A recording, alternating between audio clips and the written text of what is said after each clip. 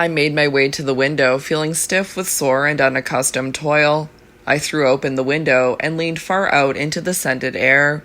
The sweetness of the flowers eddied into the room. The night was very quiet. For many minutes I stood counting a row of poplars at the far end of the garden. Then I returned to Dugdale. "It's the end of the business," said I. "My gorge rises with despair of life. Swear it, my dear old Dugdale. I implore you to swear that this shall be the end of the business. We will go bury it now." "I swear it, Pelther. Pell. The bitterness of his childish cry is venomous even now. "But hear me, old friend," he said. "I am too weak now. Come tomorrow at this time, and we will bury it together." The chest stood in front of the fire. The metal was green with verdigris.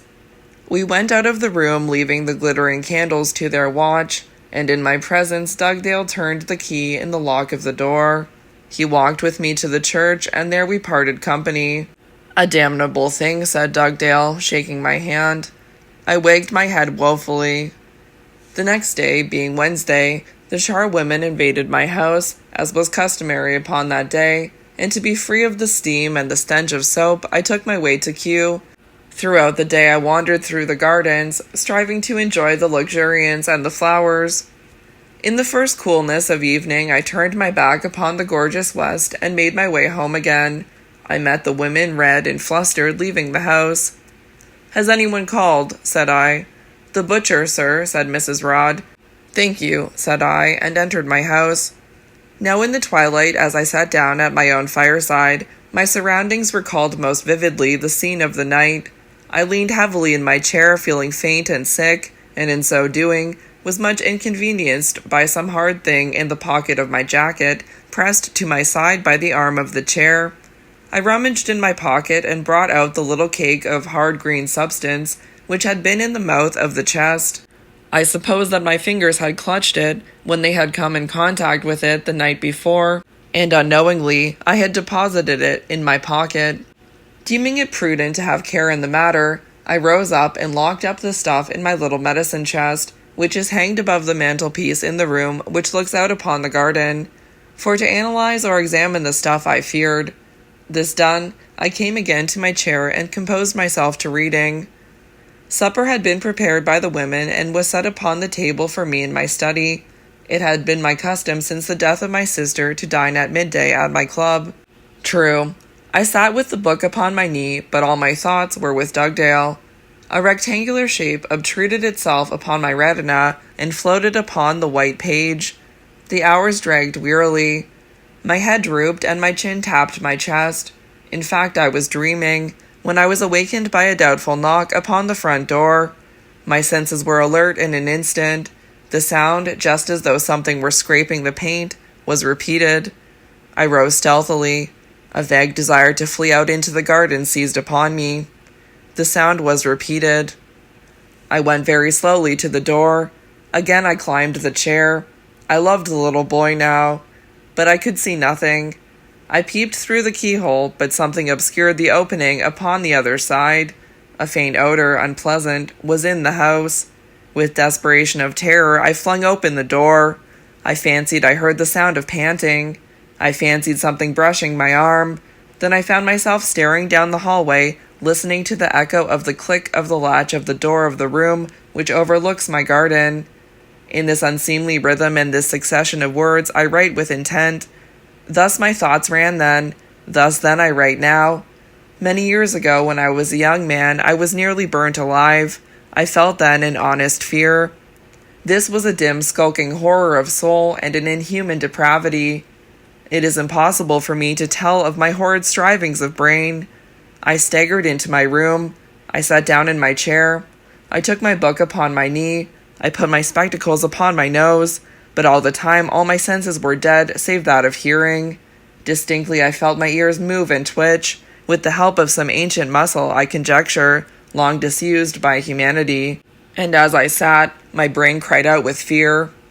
For 10 minutes, I slowly counted each sounding cluck of my clock. I sat so. At last my limbs began to quake. Solitude was driving me to perilous ravines of thought. I crept with guilty tread into the garden. I climbed the fence which separates the next house from mine. This house, number 17, was inhabited by a caretaker, a rude, uncouth fellow who used for his living room only the kitchen, and who had tied all the bells together so that he might not be disturbed. He was a cat of a man, but for companionship I cried out. I went to the garden door, keeping my eyes fixedly turned away from the window. I hammered at the garden door of the house. I hammered again. A sullen footstep resounded in the empty place, and the door was cautiously opened a few inches. A scared face looked out at me through the chink. "For God's sake," said I, "come and sup with me. I have a leg of good meat, my dear fellow. Come and sup with me." The door opened wider. Curiosity took the place of apprehension. "Say, master, what is moving in the house?" said the fellow. "Why is my head all damp, and my 'ands a-shiverin'? I tell you there's a thing gone wrong in the place. I sits with my back to the wall, and somebody steps quick and quiet on the other side. Why am I sick like so? I ask you why." The man almost wept. "You silly fellow, may a sick man not pace his mansion? I will give you a 5-pound note to come and sit with me," said I. "Be neighborly, my good fellow. I fear that a fit will overtake me. I am weak, the heat, epileptical too. Rats crowd in the walls, I often hear their tumult. Come, sup with me." The cad shook his villainous head sagely.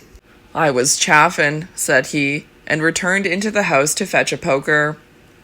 We climbed the fence and crept like thieves towards the house, but not an inch beyond my door would the fellow come.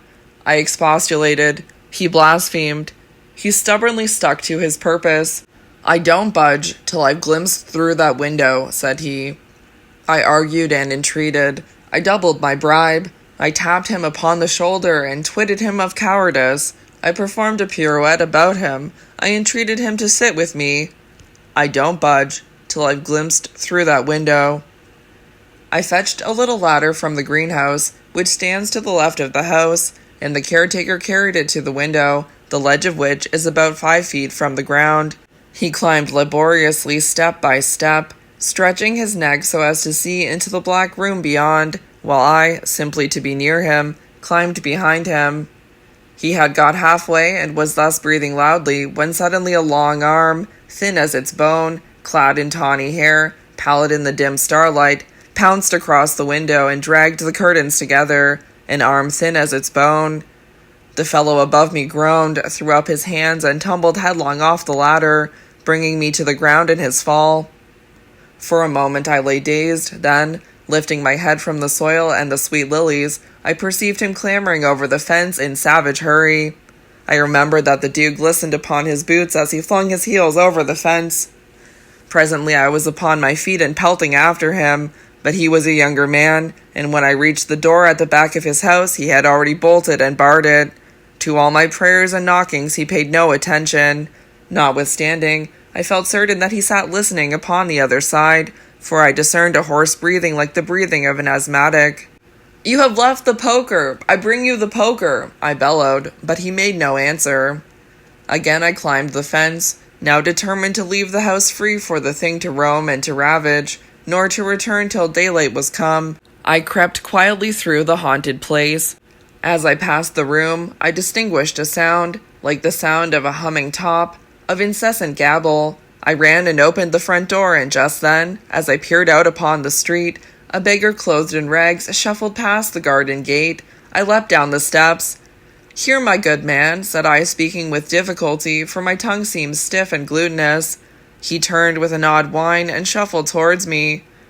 "Are you hungry?" said I. "Have you an appetite?" "Just a stubborn yearning for a delicate snack of prime Welsh lamb." The scraggy wretch nodded and gesticulated with warty hands. Come in, I screamed. "You shall eat a meal, poor man. How dire is civilization in rags, evil fortune, socialism, millionaires, I'll be bound. Come in. I was weeping with delight. He squinted at me with suspicion and again waved his hands. By these movements and by his articulate cries, I fancied the man was dumb. He was vexed with a serious impediment in his speech, I now conjecture. He was manifesting mistrust. He snuffled. No, said I. Come in, my man, and welcome. I am lonely. A bohemian. Ancient books are musty company. Come sit and cheer me with an honest appetite. Take a glass of wine with me. I patted the wretch on the back. I gripped his arm. In my tragic acting, moreover, I hummed a little song to prove my indifference. He tottered upon my steps in front of me. His shoes were mended with brown paper, and the noise of his footsteps was like the rustle of a lady's silk dress. I blithely followed him into the house, leaving the door wide open so that the clean night air might go through the house, so that the clatter of the railroad, which lies behind the doctor's house, might prove the reality of the world. I sat the beggar down in an armchair. I plied him with meat and drink. He luxuriated in the good fare.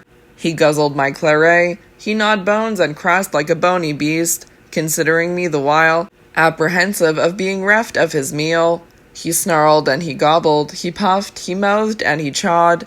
He was a bird of prey, a cat, a wild beast, and a man. His belly was the only truth.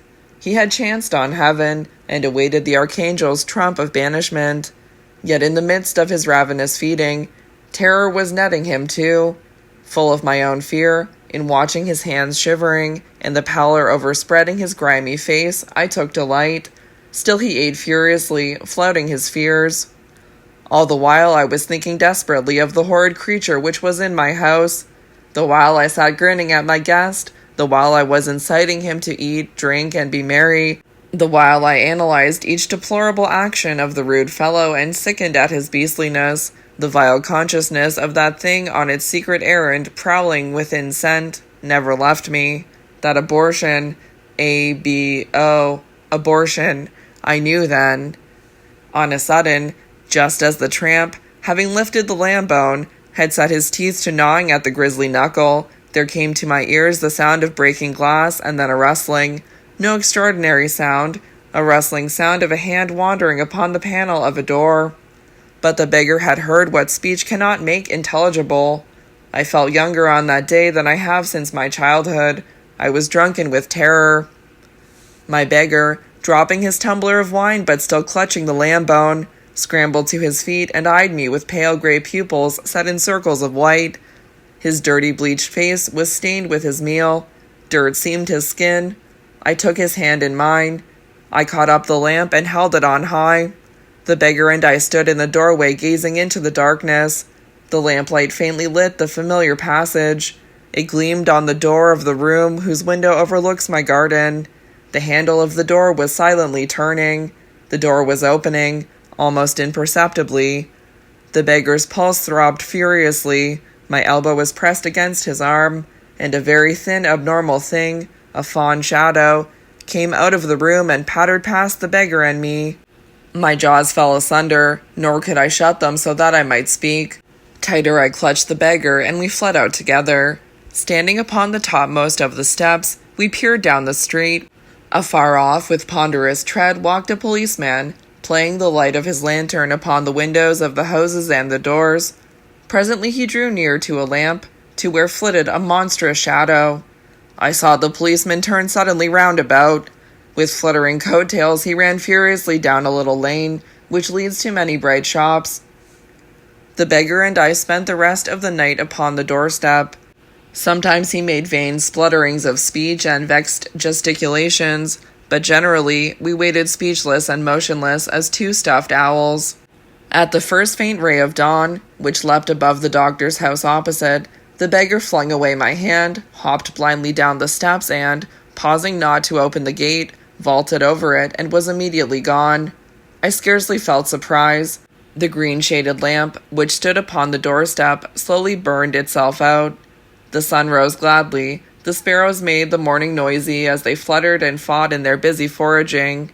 I think my round eyes vaguely watched them.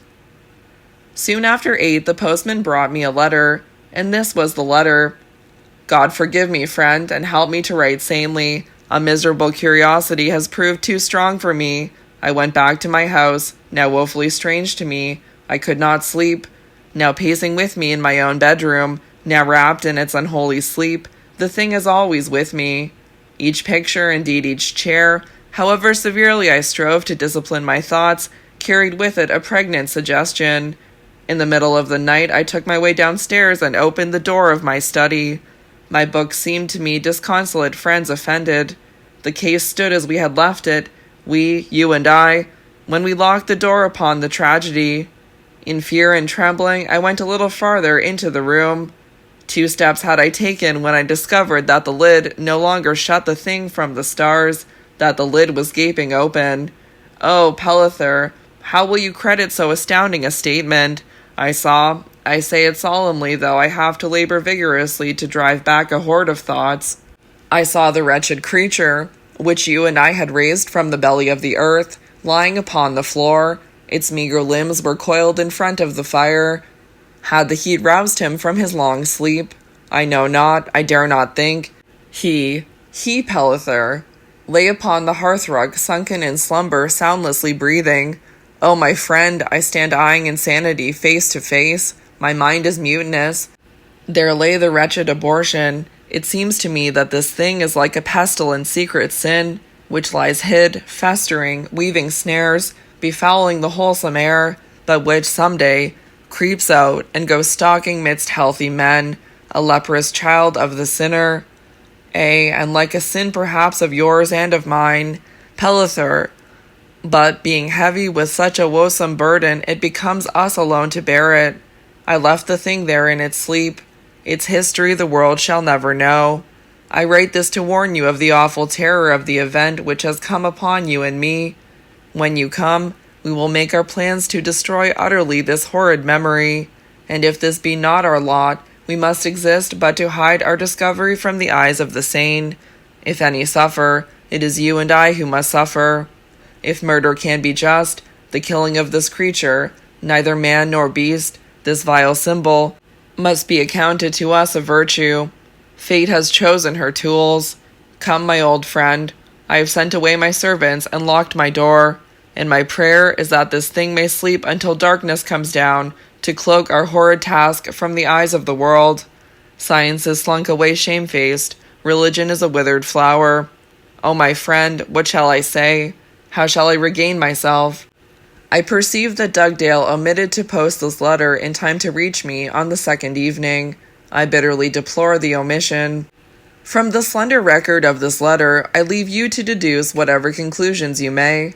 I may suppose that at some time of the second day, perhaps while I was rambling through the green places of Kew, Dugdale had again visited the thing and had found it awake, alert, vigilant in his room. No man spied upon my friend in those hours. Sometimes in the quietude, I fancy I hear an odd footfall upon my threshold. In the brilliant sunshine, I drove in a 4-wheeled cab to Dugdale's house, for my limbs were weak and would hardly bear my body.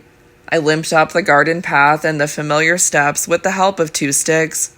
The door was ajar. I entered. I found Dugdale in his study. He was sitting in the chest with a Bible resting on one of the sides. He looked at me. For we are but of yesterday, and know nothing because our days upon earth are a shadow. What is life, Pelither? A vain longing for death. What is beauty? A question of degree. And sin is in the air, child of disease and death, and springing up in hatred of life. Fawn hair has beauty, and as for bones, surely less for the worms. Worms? Through lead? Pelither, my dear old Pel, through lead? He gazed at me like a child gazing at a bright light. Come, said I, the air is bland and the sun is fierce and warm. Come. I could say no more. But the sunlight has no meaning to me now, said he.